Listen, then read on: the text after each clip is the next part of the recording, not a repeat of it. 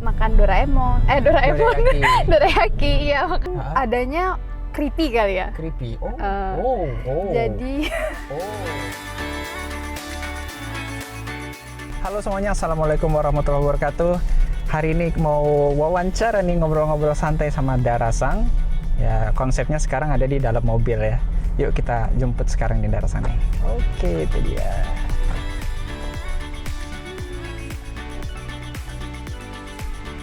Oke. Konnichiwa. Halo Darasang. Apa kabarnya? baik. Gary, apa kabar? Alhamdulillah baik. Nah, ini hari ini summer. Panas Buka banget. masker ya? Ya buka masker aja nggak apa-apa kita. Iya.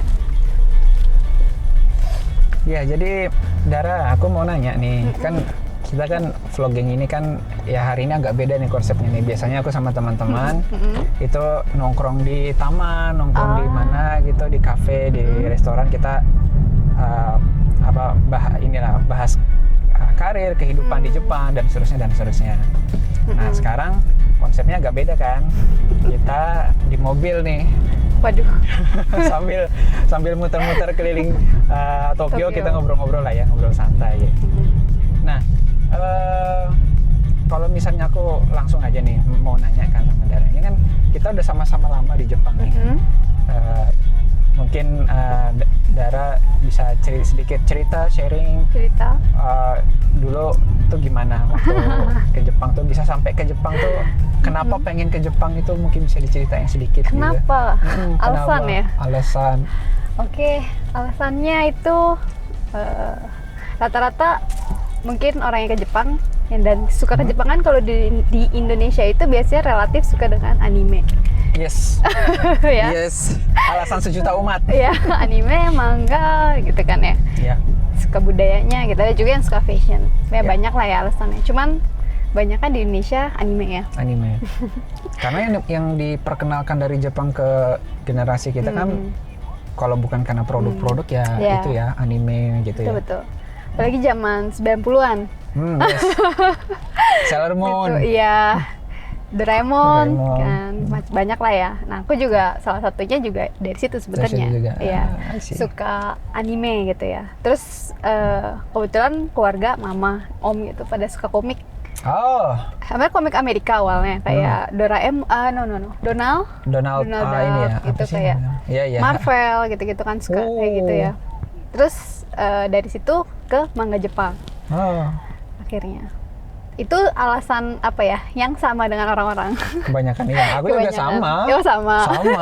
Suka juga ternyata. Sukseslah propaganda Jepang gitu ya. Ya, membuai orang-orang kita untuk menyukai Jepang. Betul. Dan ada satu lagi juga alasannya. Alasan satu lagi adalah kakek aku orang Jepang. Oh, ada keturunan Jepang. Iya. Jadi karena di situ juga, jadi dari kecil mungkin Jepangannya udah sedikit kenal Jepang gitu ya. Jepang. Misalkan kalau lagi, kebetulan kakek kan kantornya di Sudirman ya, di dekat Bundaran HI itu. Jadi kalau misalkan lagi mampir makan dorayaki, iya, makan dorayaki gitu kan. Pasti makannya dorayaki gitu kan. Jujur aja ini baru tahu aku ternyata gitu ya. Dara ini ada keturunan dari Jepang. Pantesan kok ada unsur-unsur kawaii-kawaiinya Jepang. Oh, ternyata dari kakek ya. Iya. Oh, gitu. Oke, wah. Thank you nih udah berbagi nih. Hajimete kita. Oke. Luar biasa. Nah, terus nih kan udah sampai di Jepang nih kita nih. Dengan berbagai alasan, dan mungkin nyampe ke Jepang terus sampai sekarang udah berapa, 5 tahun, 7 tahun. Pasti ada dong berubah mungkin berubah mindset, berubah ternyata dulu waktu sebelum datang ke sini motivasinya, dan sekarang ketika sudah di Jepang menghadapi kenyataan hidup yang mungkin ya keras gitu. Oke, relatif. Betul, kita di Scramble ini ya, crossing. Oh iya, sekarang kita di Shibuya Scramble nih. Scramble. Pas banget ya. Pas banget berhenti kita di sini. Jujur sih waktu awal kayak semua orang gimana ya, yang aku dengar dari orang-orang sih sebenarnya yang datang ke Jepang itu relatif antara datang dan suka banget atau datang dan tiba-tiba jadi benci Jepang. Ada dua gitu. Ada dua kubu gitu ya, dua kutub ya.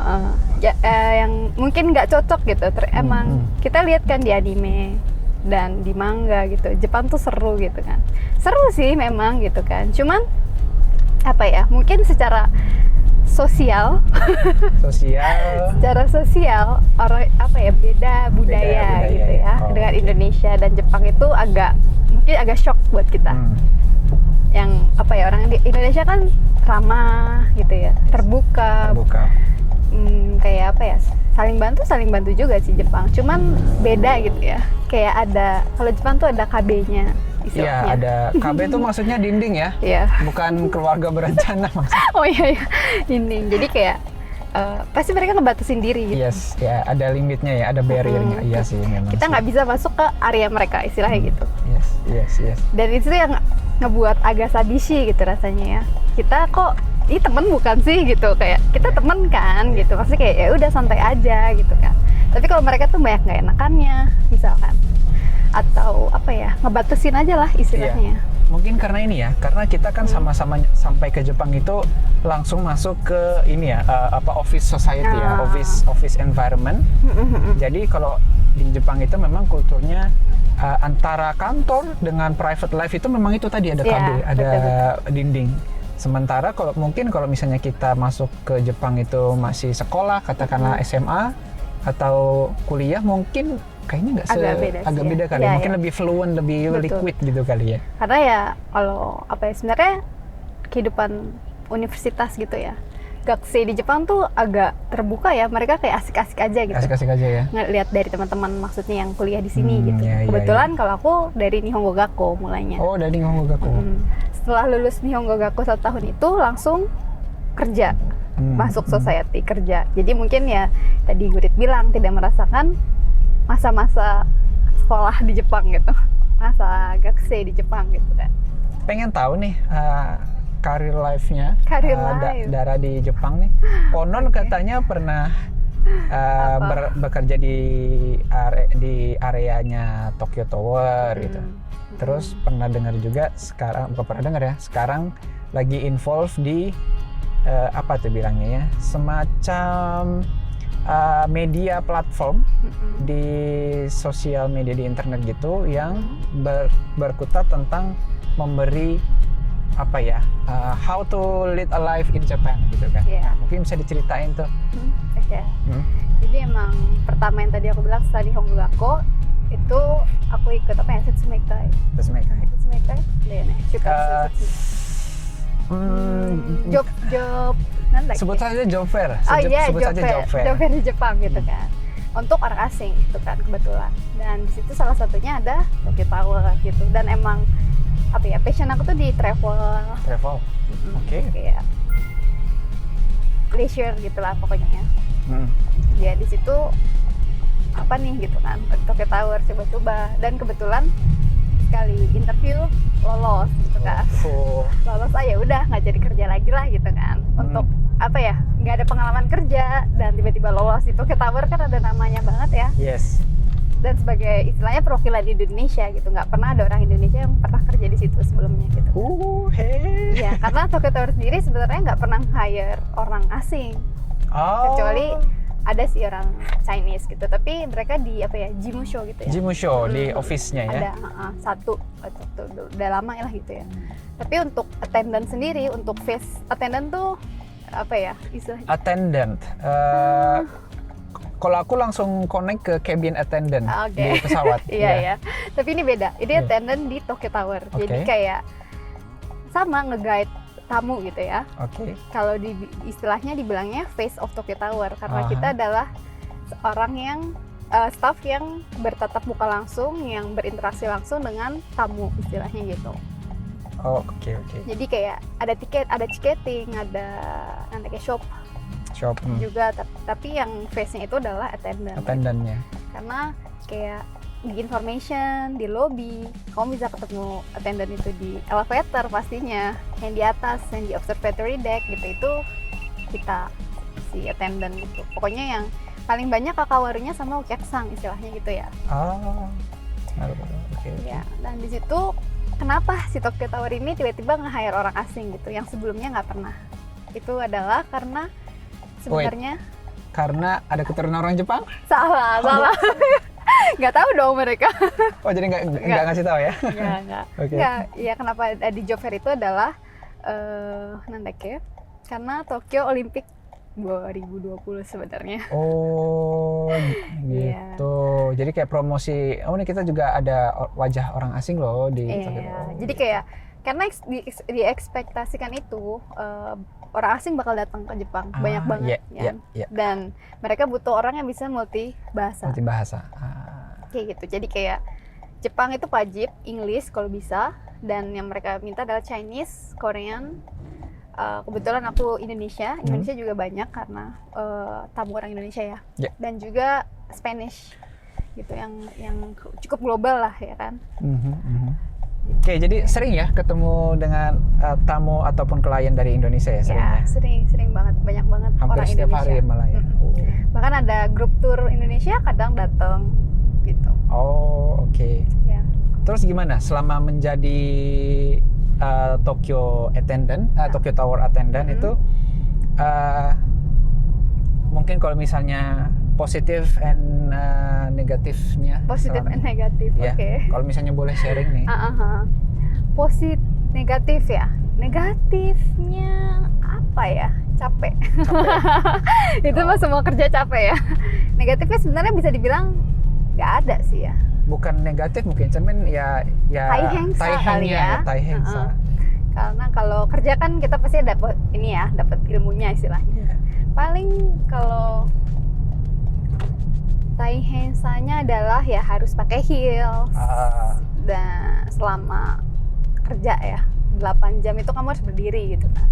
Ada break time sih. Cuman kayak kalau lagi sibuk dan disuruh zanggyo itu kayaknya kaki udah sakit gitu kan. Aduh 1 jam lagi gitu kan, kayak naga gitu kan rasanya. Itu taiheng banget sih. Dan taiheng yang lagi adalah kalau lagi Golden Week atau kayak lagi ada event, acara-acara rame, karena di Tokyo Tower sering ada event ya. Taiwan Matsuri, terus banyak lah ya. Selain itu, apalagi ya event-event Jepang kayak ada show, ya bazar gitu kan, ada show musik. Iya, event-eventan juga. Aku tahu kayak apa tuh yang sama Matsuri ya? Sama Matsuri. Itu juga terkenal banget kan Tokyo Tower ya. Sama Matsuri itu biasanya ngantri udah dari pagi gitu. Cuman buat dapet sama ikan sama gratis gitu kan. Ngantrinya tuh bisa sampai bawah gitu. Keluar panjang kayak ngantri 3 jam, 4 jam gitu. Orang-orang ngebelain. Karena orang Jepang itu suka ngantri. Gitu. Kalau Indonesia enggak gitu.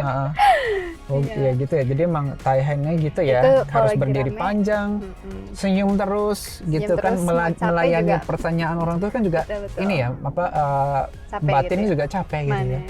Terus dan pertanyaannya sama terus, di mana toilet, di mana beli tiket di mana gitu ya. Kita ngulang-ngulang lagi aja sebenarnya gitu kan. Kayaknya tadi udah gue jelasin itu sudah sana gitu kan. Beda lagi orangnya. Terus tapi beda lagi, kita nggak datang lagi betul. Kayak gitu. Terus apa lagi ya? Ada yang annoying selama melayani customer? Annoying. Adanya creepy kali ya. Creepy. Jadi creepy tuh dalam artian jadi Tokyo Tower attendant itu terkenal apa ya?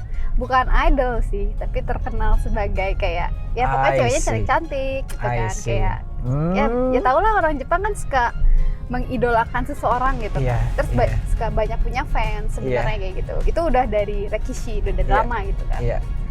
Ya mereka emang agak apa ya, pentingin looks gitu ya. Namanya kan Face of Tokyo Tower gitu kan.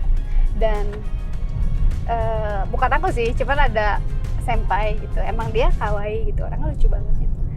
Itu dia suka datang fansnya gitu. Itu creepy kalau kayak gitu. Dan kita apa ya, sesama pegawai saling ngelindungin lah istilahnya gitu ya. Emang nggak macam-macam sebenarnya, cuman hati-hati. Nggak nyaman lah ya jadinya ya. Iya, cuman kayak dia di mana gitu ditanyain, dikasih hadiah gitu-gitu yang ditungguin gitu istilahnya, kan agak gimana ya, risih gitu ya mungkin ya. Cuman itu yang menurut aku sih agak creepy gitu. Creepy.